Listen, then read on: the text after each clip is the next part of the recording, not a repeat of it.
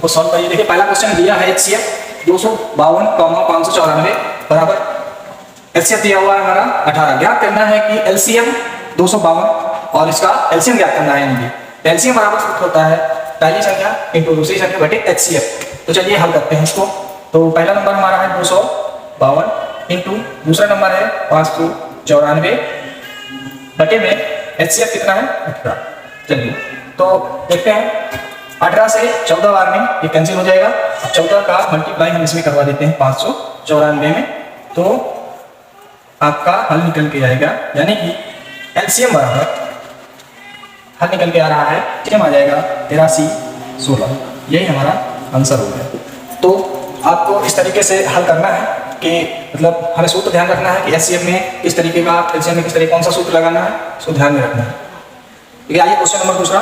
समांतर श्रेणी 3, 1, -1, -3 के सारांतर क्या होगा? तो सारांतर D बराबर, सारांतर हमारा D बराबर है दूसरा पद माइनस पहला पद। तो दूसरा पद हमारा क्या है 1 और माइनस में पहला पद क्या है 3। तो अगर 1 में 3 माइनस करेंगे तो माइनस का सिंबल आ जाएगा, तो D बराबर हमारा माइनस का 2 बचेगा। चलिए तो बच्चों आशा करता हूँ कि आपको ये सवाल जरूर समझ में आएंगे। और चलिए तीसरे सवाल की तरफ। 2 अंकों से बनी संख्या एवं उनके अंकों को उलटने पर बनी संख्या का योग 66 है। यदि संख्या के अंकों में अंतर 2 हो तो संख्या क्या है? अंतर 2। चलिए हल करते हैं। माना संख्या में इकाई का अंक बराबर x है तथा दहाई का अंक y है, तब संख्या बराबर संख्या का सूत्र होता है 10y + x। तो ये हो जाएगा 10y + x। ध्यान रखिएगा। इसके बाद जब इसको हल करेंगे तो प्रश्नानुसार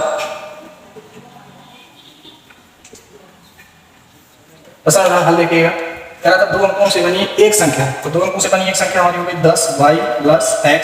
फिर इसको उलटने पर प्लस 10x + y बराबर इनका योग था 66 के बराबर।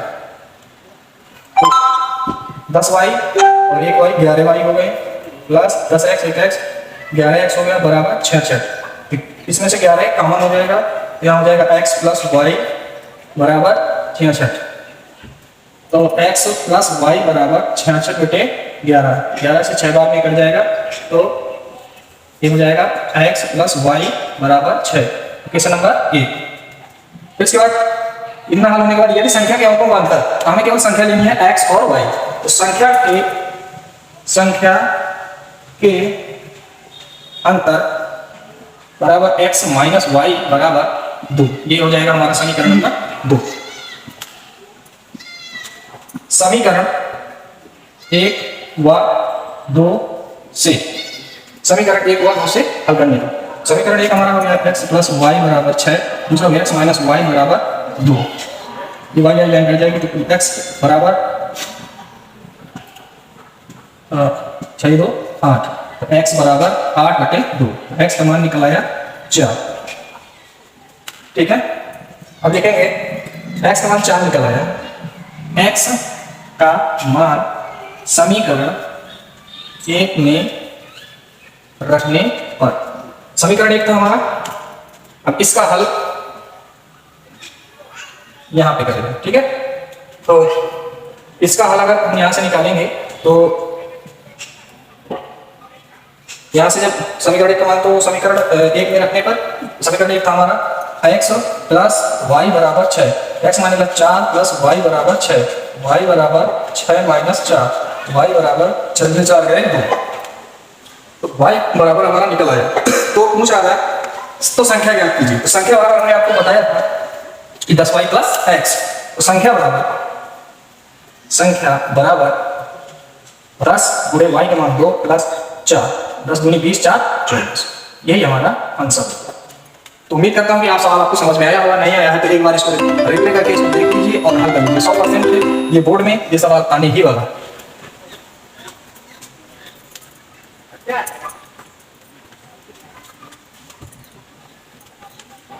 तो चलिए अब सवाल नंबर 4 की तरफ चलते हैं। क्वेश्चन नंबर 4 देखिए, द्विघात समीकरण 3x square minus 6x plus k बराबर 0 के मूल समान हो तो k का मान ज्ञात कीजिए। तो इसलिए सूत्र होता है b स्क्वायर माइनस 4ac। तो इसके अकॉर्डिंग हम चलेंगे। तो a बराबर हमारा 3 है यहाँ पे और b बराबर हमारा माइनस 6 है और k c बराबर हमारा k है। चलिए सूत्र में रखते हैं। तो ये हो जाएगा b स्क्वायर बराबर है माइनस 6 का स्क्वायर माइनस 4 a का मान आ रहा है 3 और गुणे ac c का मान हमारा k बराबर माइनस और 36 हो जाएगा। माइनस 6 6 करेंगे तो माइनस 50 हो जाएगा, 6 36 हो जाएगा। माइनस 4 से 12 के फिर इसके बाद 12 हो जाएगा तो इसका आगे का हो जाएगा 12 के कितना जाएगा, हो जाएगा 12 के बराबर 36। तो के बराबर 36 बटे 12 तो 12 कहीं 36। तो यहाँ पे के का मान हमारा निकल गया है 3।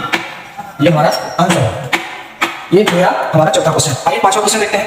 पांचवा क्वेश्चन में क्या होता है, यदि 2 cos 3 थीटा बराबर है तो थीटा का मान ज्ञात करें। चलिए सॉल्व करते हैं। तो लिखेंगे 2 cos 3 थीटा बराबर है cos 3 थीटा बराबर 1/2 ये 2 से बटे हो जाएगा।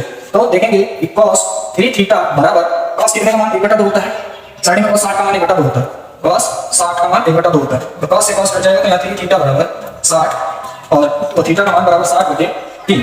तो थीटा बराबर इसमें थीटा का मान आ गया हमारा 20। तो बच्चों सवाल का रिवीजन करिए और एक बार देखिए ये आने ही वाले सवाल हैं, 100% आएंगे। एक बार इन सवाल को हल करिए और समझ के फिर इसी के अकॉर्डिंग दूसरा सवाल और करिए। इसके लिए हम वीडियो लेकर आते हैं।